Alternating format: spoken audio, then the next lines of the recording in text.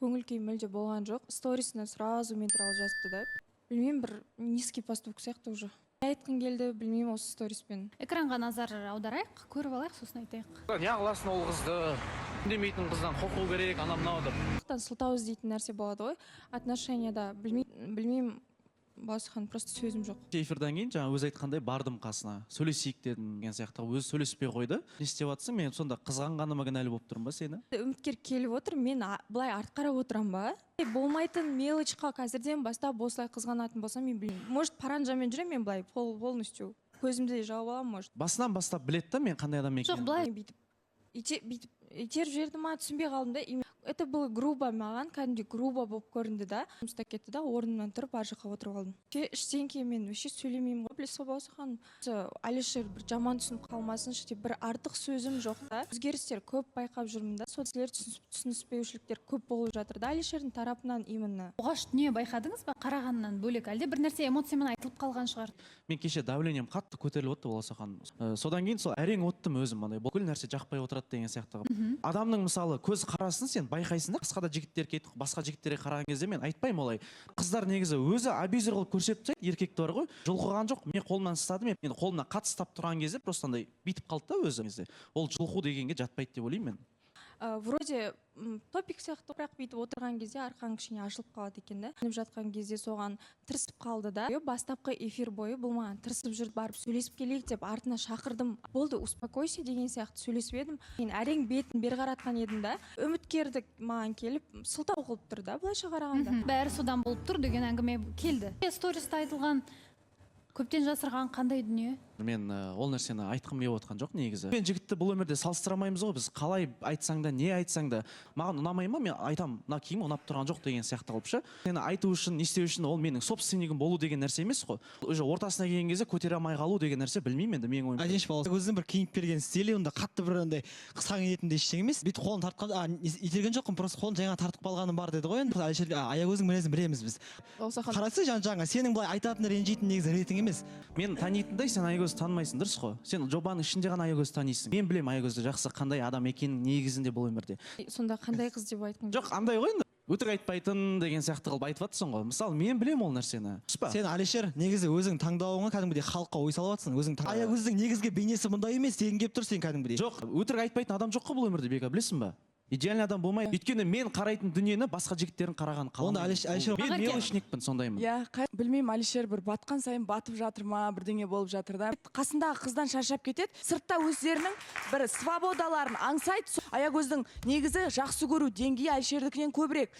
Неге сендер андай бір адамның ішіне кіріп шыққандай сөз айтады, мен түсінбеймін. Сен менің ішіме кіріп шыққан жоқсың, мен аягөзде қандай дүниелер жасағанымды сен білмейсің. Қазіргі ситуация басқа. Біз жұп болғаннан кейін мен оған айта аламын. Білмеймін, любой адам қызғанғанды жақсы көретін сияқты Балауса ханым. Сендер жігітпен жүрер алдында ойланып алыңдар, сол нәрсеге дайын болуың керексіңдер. Жалпы қызды любой еркек қызғанады. Қызған, бірақ орнымен деген нәрсе болады ғой. Біз 1-3 рет па 4 рет сол үшін қырылғанбыз. Алишер нағыз қазақи ойланатын. Енді запрет көп қоятын деген сияқты да. Қалған маған даже әкем өйтіп айтпайды да. Ол білет менің өзімнің ақылым бар екенін деген сияқты. Қыз бен жігіт кезде көрсету керек қой адам қандай екен мінез. Мен үйленіп алғаннан кейін сол дүниені көрсетсем, ертең мен ажырасып отыруыма желанием жоқ. Айтқым келген жоқ негізі ол дүниені ше. Кім келген аягөзбен. Бірінші өзімен сөйлесіп алайын. Бірақ енді өзі сөйлеспей қойғаннан кейін бұдан да үлкен себеп бар негізі Балауса ханым. И бір жігітпен сөйлескен перепискасын көріп қойдым негізі. Жақанса переписканы көре алмағаннан кейін енді ары қарай қызық болып тұр ғой маған деп қараған кезде архивті удалить етіп тастапты. Енді мен содан кейін мен не түсінуім керек? Мен жаңа киім болды, анау болды, просто айтқым келген жоқ ол нәрсені. Сөйлескен моменттерін ғана көріп қалдым, сосын келіп қалды и көре алмай қалдым до конца. Өзі оқымадым деп отыр ғой. Ол менің досым. Жаман ойлап қалмасын деп мен удалить етіп тастадым. Мен жындан атыңды білем, мен досым десем, сен ондай түсінбейсің. Мен ештеңе көрген жоқпын, дұрыс па? До конца, мысалы да, не деп сөйлескен, қандай әңгіме. Бірақ мен барынша сабыр қылдым, негізі. Сәл-пәл адам. Сөзіңізді бөлейінші, не болды Зарина, Расул? Мына жерде отырып алады да жігіттер, қыздардың тарапынан мынандай деп. Мен микрофонмен де айтам, микрофонсыз да айтам. Қосылайық та матриархар қалатын шығар деп ойлап отырмын да. Ясмин, жарай ма? Аузыңа қарап сөйлең, Расул. Неге енді басқа біреуге араласып отыр? Расул отыр алып. Дұрыс па сол? Бір Алишерге бір ауыз айтылды ма, менің осындай досым бар, иә? Жоқ, Балауса ханым, оны Алишер танымайды. Өзім негізі чем қыздармен қарағанда ұлдармен жақсы общение ұстаймын да. Кішкене көзқарастар бөлек қой қыздарға қарағанда. Ұл достарым көп болған деп айтсам да болады да. Мен сыртта да ол тема үшін қырылғанбыз негізі. Біраз Алишер кішкене жаман ойлап қалмасыншы деген сияқты өшіргенім бар. Мен ондай ештеңке болған жоқ, Балауса ханым. Бізде сыртта бұндай ситуация 2 рет болған. И сол үшін біз қырылып почти айырылысып кеткенге дейін барғанбыз да. Мен ровно жүрмін ба, болды, сен де ровно жүр. Болмаса айт, маған көрсет. Мен сен білемін ғой, сен түсінбейсің. Сөйлеп тастаған боласың, мен жылап қалғам сыртта. Аягөзді вообще түсінбей отырмын. Бір беті оны өшіре салдым, сен дұрыс емес түсініп қалатын шығар деп. Жігіттің, сен жігітке деген сыйластығың қай жерде? Танымайтындай мысалға да, Әлішер танымайтындай ол қандай дос ол саған? Қандай дос ол жігіттің танымайтын?